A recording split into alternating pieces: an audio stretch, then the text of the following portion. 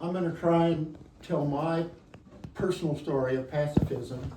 And when I was working on this, and I actually have spent quite a bit of time on it, I found out so much of it is tied to Mennonite history, because I'm a cradle Mennonite. So when I so today is going to be kind of twofold. It's going to be some Mennonite history, and it's going to be my personal pilgrimage into pacifism.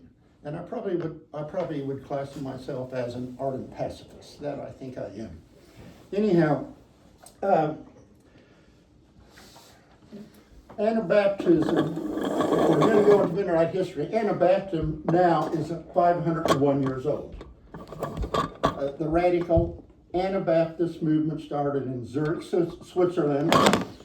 Some of the ideas of those early Anabaptists were adult baptism. Now it seems mild today, but in those days, in 1525, if you weren't believing in infant baptism, if you believed in adult baptism, it could cost your life. The early Anabaptists believed in pacifism. They believed in separation of church and state. They believed in the priesthood of all believers and to love thine enemies, the hardest part of all. And I have made a list. If you're Mennonite, you know these guys, but these are the early Anabaptists. And I'm going to quickly go through them. Michael Sadler, he wrote the Schlechtime Confessions, or the Schlechtime Articles. He wrote them in 1527. This was the very first Anabaptist confession of faith that was written down. So Michael Sadler gets credit for that. Conrad Grable, he was a priest who broke from the Catholic Church. He's the first person to baptize on the Confession of Faith. He did that in 1525. Now, also there's a great university in Canada called Conrad Grable University. Felix Mons, he was against infant baptism. He's the one that baptized Conrad Grable. He was the first Anabaptist to be martyred. He was drowned in 1527. Huldrych Zwingli, he was opposed to mandatory military service. He was an Anabaptist rebel in 1518.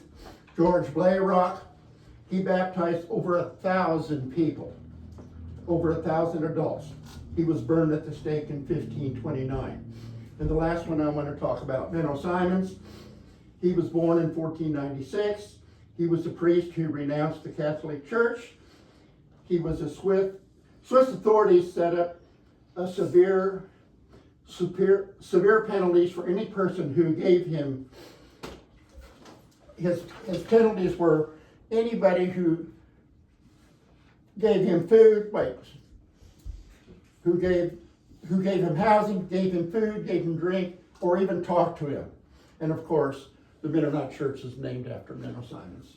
So that's that. Also, you cannot talk about, this is old hat to most of you, but the most famous martyr of all Mennonites, of course, is Dirk Willems. I think you know the story. He was in jail for baptizing an adult, and he broke out. He had lost so much weight in jail. He only weighed about 140. He ran across the ice. The jailer was chasing him. The jailer was probably 180 or 190 pounds. He fell through the ice.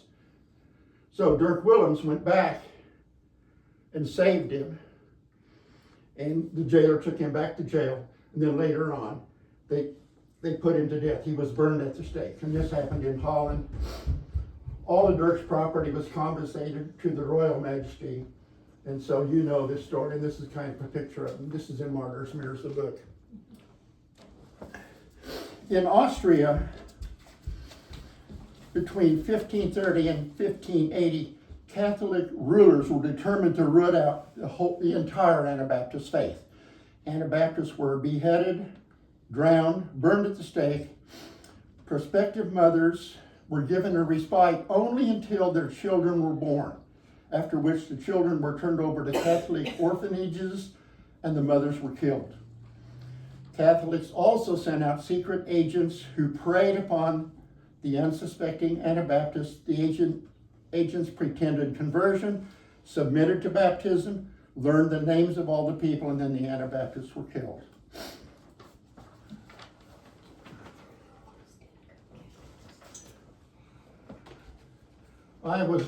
This is old, I've done this before, but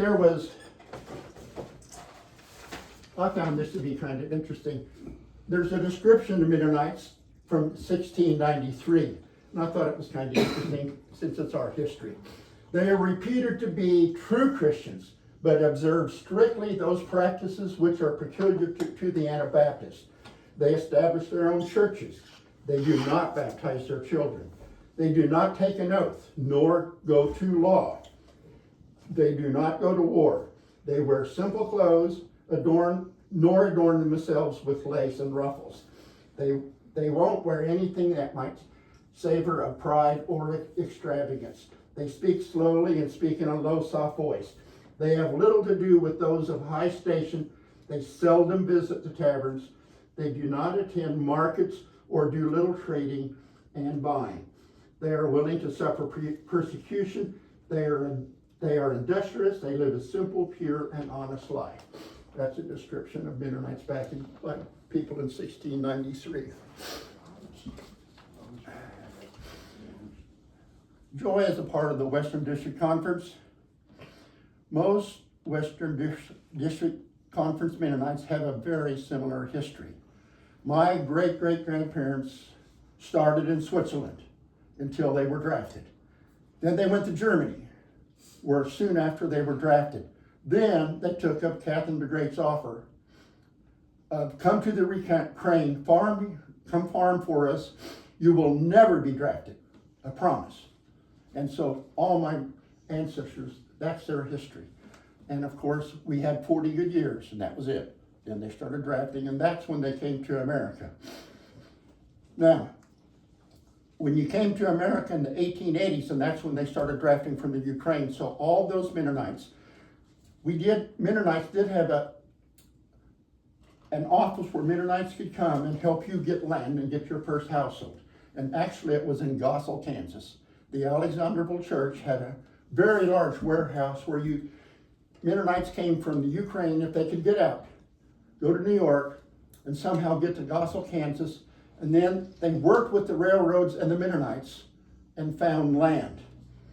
So where was land available in the 1880s? Well, it was kind of Minnesota, South Dakota, Kansas, Nebraska. That's where farmland was available through the railroad at a cheap price.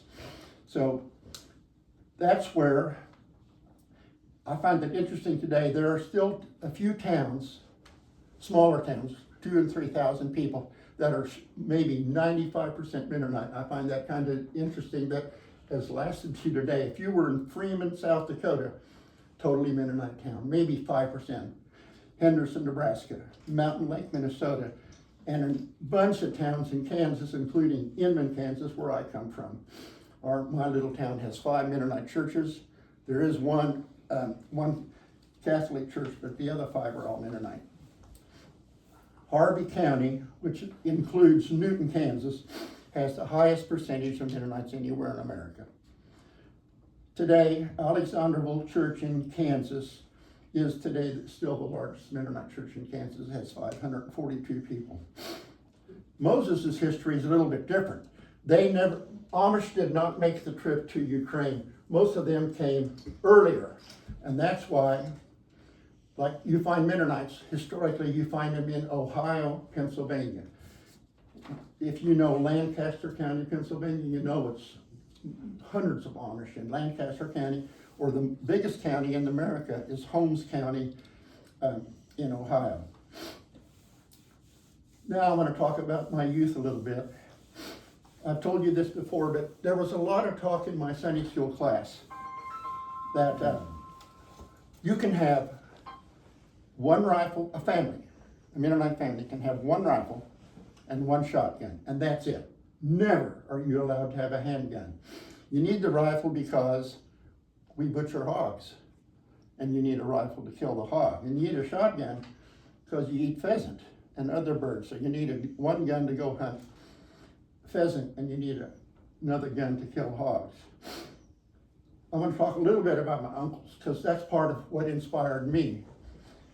my uncles loved this country, but they could not and would not carry a gun. My Uncle Pete, when he was drafted, he went to something called CPS. Back then it was called Civilian Public Service in lieu of military. So he ended up, my Uncle Pete ended up in Montana, and he worked for 2 years in a lookout tower high up looking over the forest to see if there were fires. That's how he spent his 2 years. My Uncle Dick, he went to Wyoming and built roads in the forest, so if there was a fire, the fire engines could maybe get to where the fire was. All three of my uncles went to CPS. My Uncle Jay, he went to Colorado and they planted trees where there had been a fire, so he did a replanting job. And these three uncles really had quite a bit of influence on me when they came back and told their stories how their 2 years of service went, because they did love our country, they just didn't want to carry a gun. My dad, there was a rule back then, if a farmer had more than one son, the other son, but he could always hold one back. And my dad was so sad, he was the one who got chosen to stay back. Well, he wanted to be like his brothers. My dad was sad because he wanted to get out, but he was the one chosen to stay back and be on the farm and help raise it. There's another part of that. There was another service program called PACS in those days. This happened right after World War II, when the Mennonites, for a lot of conscientious objectors, they went to Europe and rebuilt. And you know what Germany would be like after World War II. And Bill Clausen used to be in this church. I don't know if any of you knew him, but he was a member of this church for a long time, since has passed.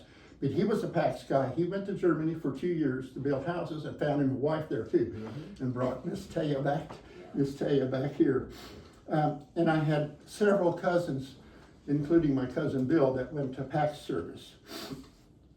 Later on, I went to Bethel College.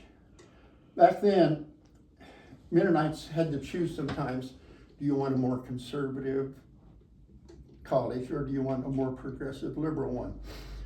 I was surprised that Heston College, they're only 6 miles apart. So if you were more conservative, you go to Heston. If you're more liberal, you would tend up going to Bethel College. And every one of my brothers and sisters, yes, all of us, all 5 of us went to Bethel College. Not all of them graduated there, but we all 5 went. Both his sons went to Heston for a little bit. Neither one of them stayed in college very long, but they went long enough to play some soccer. When I was in Bethel, that was during the Vietnam War, and one of the first things, Bethel was so against this war. It was such an evil war. And so I remember signing up for eating rice only for 2 weeks. And all the money that was in your food plan, all that money was sent to feed people in Vietnam, and I signed up for that. So that's an experience that had an impact on me, how serious Bethel College was against that war in Vietnam. So I did actually go 2 weeks, and I had never had rice in my life, ever. If you're a farm boy in Kansas, you eat what grows in Kansas. My dad, throughout his life, I don't think ever bought anything in the store unless it was sugar or coffee. That's it. What you ate is what you grow, and that's how it was. So I ate rice for 2 weeks and had never had rice in my life. The rule back then was you don't get drafted if your GPA was above 2.5. If it was below 2.5, you were drafted in anywhere as soon as it came out. And I wasn't a great student back then, surprise, surprise. But I did keep it above 2.5 at all times. My brother, Ray, was not quite well, he was like me. He liked to play basketball, date the girls, and do stuff, and he fell below 2.5, was drafted immediately. So he went to see a judge. There was a program called 1W service, and he signed up for that. So the judge granted him CO status. They assigned him to the Mennonite church. Ray told the pastor, I want to be in 1W service. So he ended up in Minneapolis for 2 years as an orderly. Orderlies back then were in real demand. It was an underpaid job, and they had critical needs. So a lot of Mennonites did a lot of good in Minneapolis and many other places during 1W service. When I graduated, I was drafted a week after I graduated. And the choices I had were thinking about. I didn't want to go to 1W, but I was thinking, had planned on going to Teachers Abroad program, where you have 1 year of language training and then 2 years. But I wanted to go, and I had a girlfriend, but surprise, she left me and dumped me. And so I didn't have a girlfriend when I graduated, and I didn't want to go as a single person. So that's when I said I really wanted to go to voluntary service, which was kind of on the cutting edge in those days. And so when I remember my pastor going with me, and I was sitting in front of the judge in McPherson County, and I told the judge, I cannot kill another person, and I cannot carry a gun. And I do have some ethical issues with the military, but I do love the country, and I will willingly serve, and I want to serve. And thank goodness, where I was born, this judge had seen Mennonites for 30 years. And he knew that he was pretty easily going and granting CO status. So I was granted conscientious objector service status, and I was assigned to the Mennonite Church. And then I met with the Western District Conference, because when VS, Western District took care of voluntary service, and I've told you this story before, but they looked at my file, and I wanted to go to Atlanta or Philadelphia. I had friends in both those places. But they said, no, you're going to Oklahoma City. Ray Graber is there, and he's going to handle you. So you don't have a choice in where you go. And so that's how I ended up in this very building, in this place, 1968.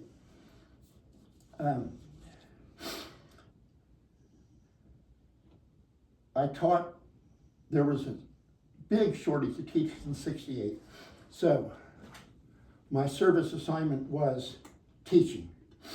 And I started my first year at Moonville School, which was an all-black school, and then my second year was Douglas. But what I think I enjoyed most about VS, I enjoyed teaching a lot, but I so appreciated the entire salary. When I got paid, I took my paycheck and gave it to Stan Smucker, and he used it to run. So my money teaching school helped run our Wonder House, which I thought was the greatest program in Oklahoma City. We had 30 kids in the morning, 30 kids in the afternoon, before Head Start. These are 5 and 6 year olds. And my paycheck helped run that thing.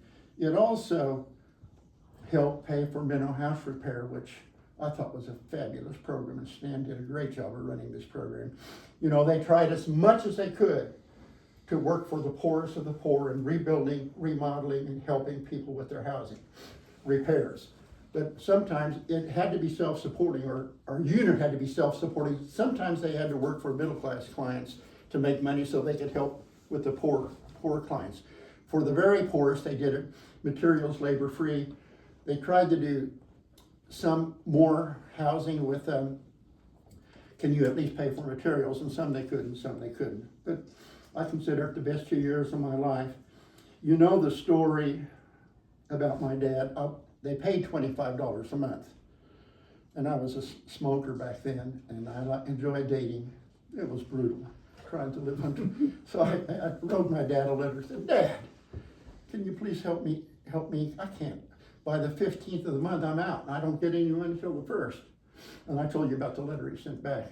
He said, Ralph, I'm choosing not to send you any money, because I think the discipline you're going to learn living on $25 a month will serve you well the rest of your life. I wasn't happy. I was not happy.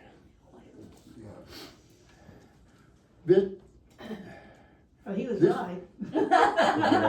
This VS unit had visionary pastors. Oh, Ray Graber was fabulous. They had very ardent pacifists as well. Every pastor we had here influenced my life a great deal. I was part of the SDS group students. I don't know if you're not from the 60s, Richard is, but you know what SDS, Students for Democratic Society. I joined with the Norman group. They had an SDS group, and I joined with them.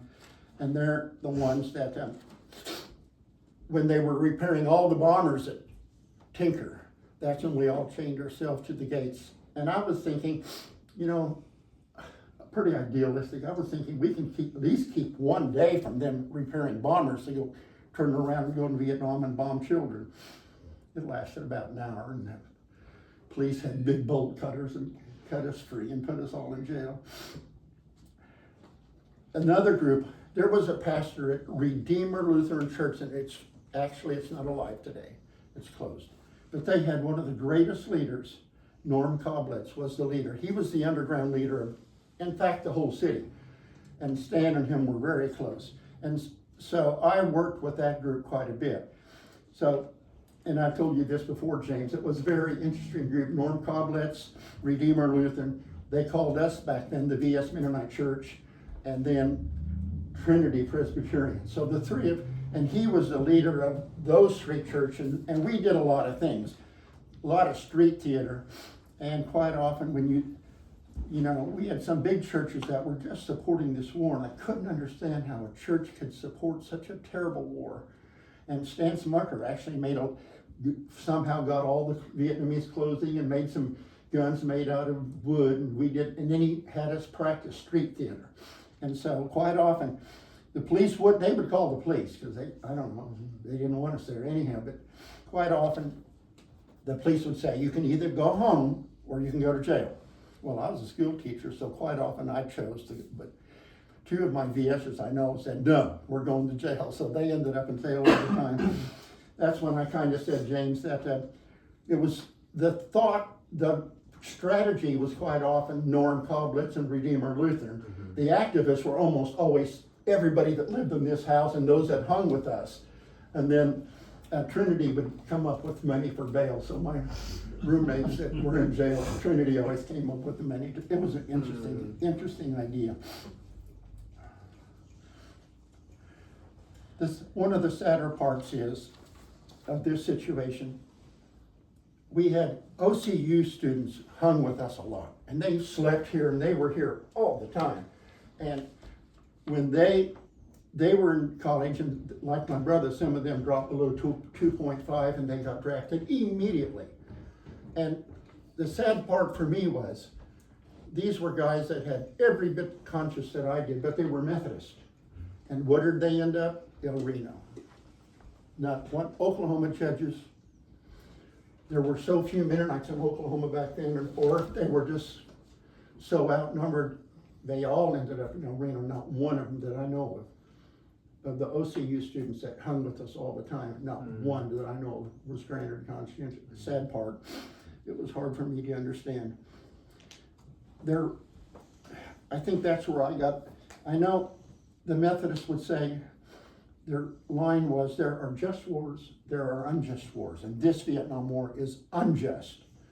But that's the line they used with the judges, and that didn't work at all.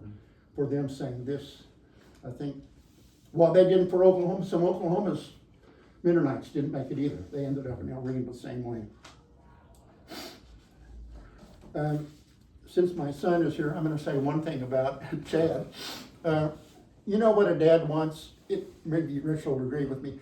I want, for all my 6 kids, I want them to follow the good parts of me and ignore the bad parts of me. Well, that doesn't always work. Yeah. Now, Chad's not going to believe this, but we're more alike than he doesn't believe we're that much alike. I think we probably are, because both Chad and I, if you talk about it, our youth, we were pretty young and wild and made quite a few mistakes. Now, that's the part of Chad I didn't want to follow, that part.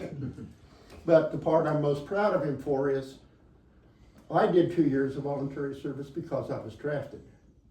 Chad did voluntary service because he chose it. He wasn't drafted. So he ended up in Hamilton, Ontario, Darcy, where SGA was born. He was playing in the basketball courts when Chad so he did a year of VS in Hamilton, Ontario. Becky and I went to visit him. And so to that part, I'm glad you followed my lead. I wish you wouldn't have followed my lead, the young and silly part. So when this is over, I want you to quiz Chad.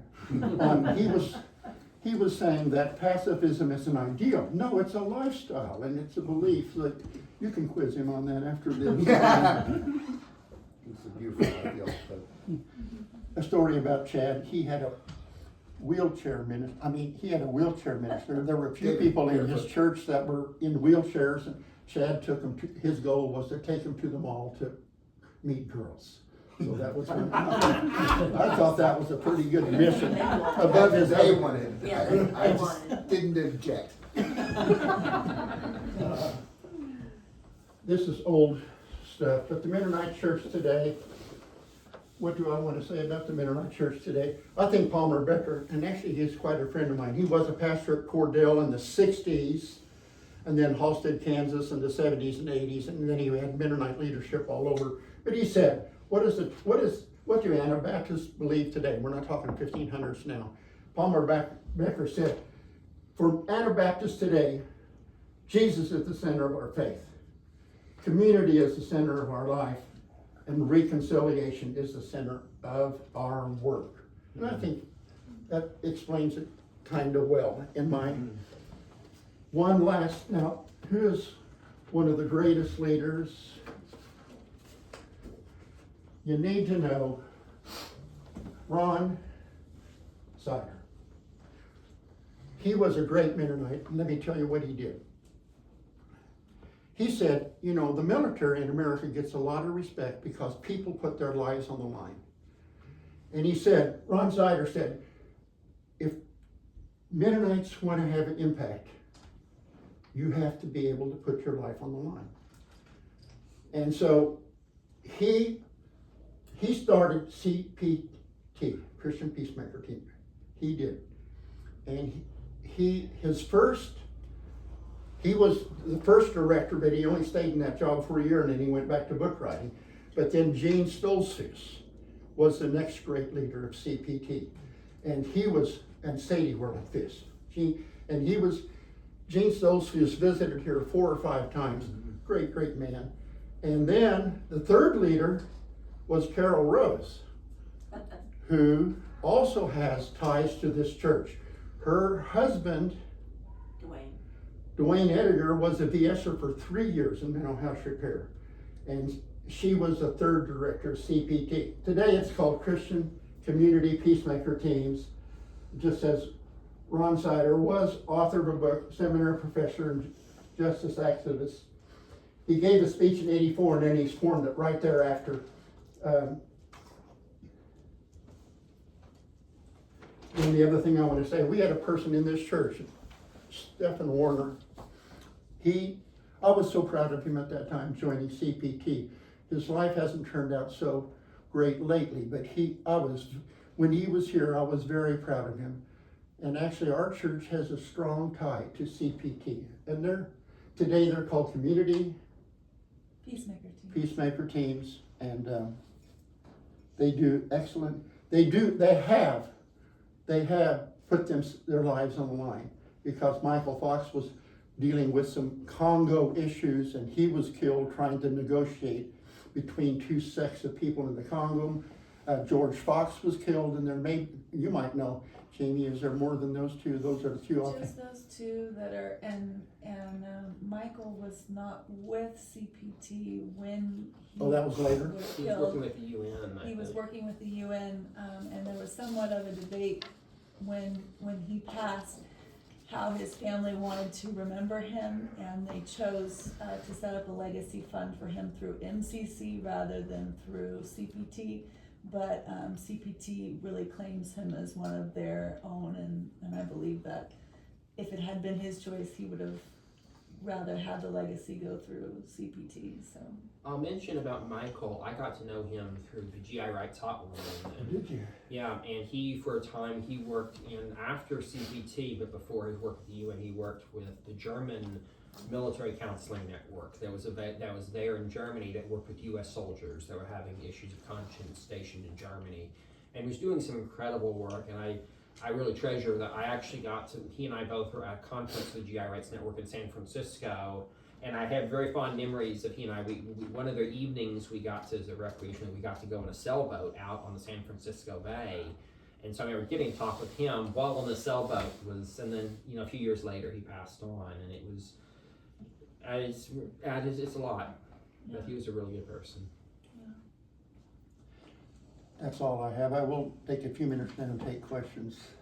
One of the reasons that I became an writer, there's lots of reasons. I had influences from all over, but one of the things was seeing Art Gish standing in front of a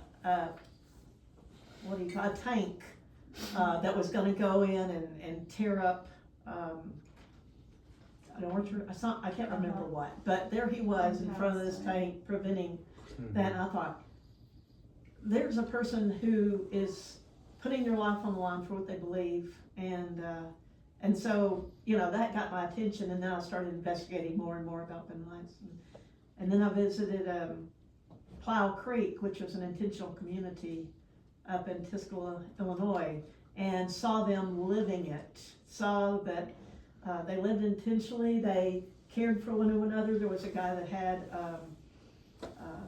I think Lou Gehrig's disease, and they took turns meeting his needs, and I was just so impressed. If I had been a younger person, I might have, and didn't have the responsibility caring for my mother and so forth, I would have probably up and gone to one of those places, CPT all over the world, but I've always been enamored of the work they do and the dedication with which, it's one thing to say that I'm a Christian and be good, and it's another to say I'm a Christian and I'm gonna do like Jesus and be out there defending the poor. Yeah.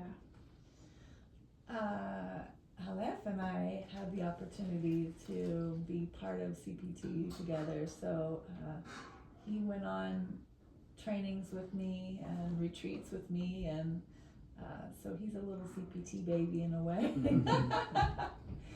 So I look forward to, he has had a lot of different influences in his young life, and I look forward to getting to answer more of his questions as he gets older about Mennonites and nonviolence.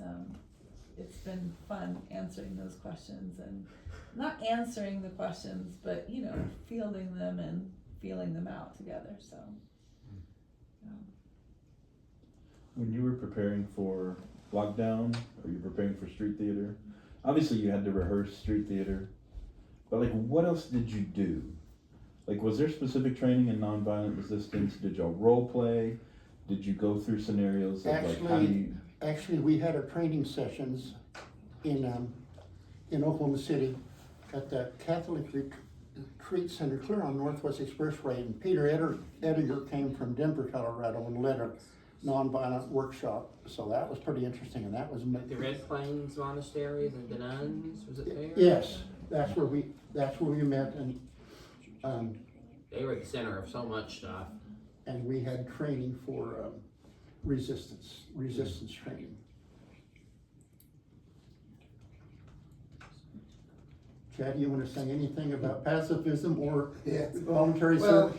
Well, my joy in VS wasn't so much, wasn't as chaotic as it is today. So, but I did it because it was Mennonites. It was always fun. I mean, I did with the Methodists. I did gym in high school.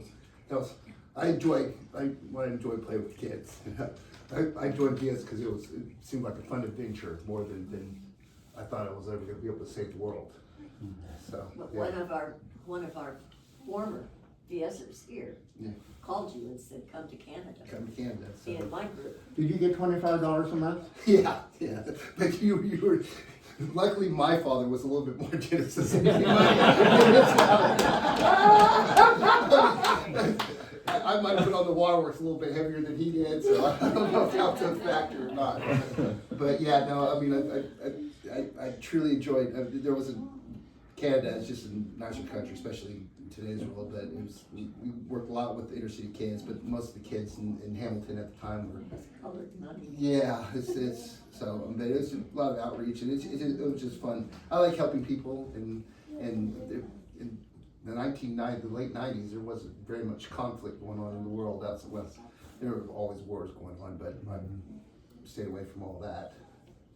So, we had the discussion, he was referring to the discussion we had 2 nights ago, and I do believe in pacifism, but it's you guys are doing wonderful work here, of course, but it's hard to know if pacifism can survive in such a violent world, you know. Somebody does have to stop Hitler, and I'm you know, we don't need to make comparisons to Trump, but hopefully he walks out of the office in 3 years.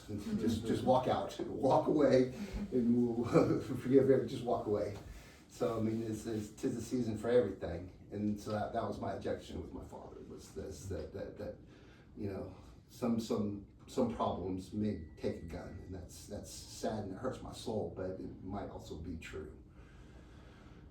And I wish pacifism was the way of the world. That's why the idealism thing. I wish it'd be, if we could all, but pacifism only works if everybody's a pacifist. If somebody starts killing, then pacifism doesn't stop the killers, and that's what hurts my heart. Becky and I did talk about pacifism early in our marriage. We did raise a grandson for the first 5 years of his life, and I told Becky, my pacifism has limitations. If someone tried to harm my grandson, I have a baseball bat in his eye. I would break both of your knees in a minute if you try and harm my grandchildren. So, but I remember having that discussion with Becky. Ralph, I love that you tell these stories. These are fantastic. I like the legacy of hearing about what young people were doing during the Vietnam War. I don't want to lose those stories because like my kids, I don't have any stories for them necessarily. That wasn't during my era, and I'm going to tell them these stories. I think they're important. I think, you know, that chaining yourself to stuff and An hour. yeah, for an hour. Hey, you know what? That was a Makes valiant difference. hour. But just, I'm glad we have videos of the marches, and we have this documentation.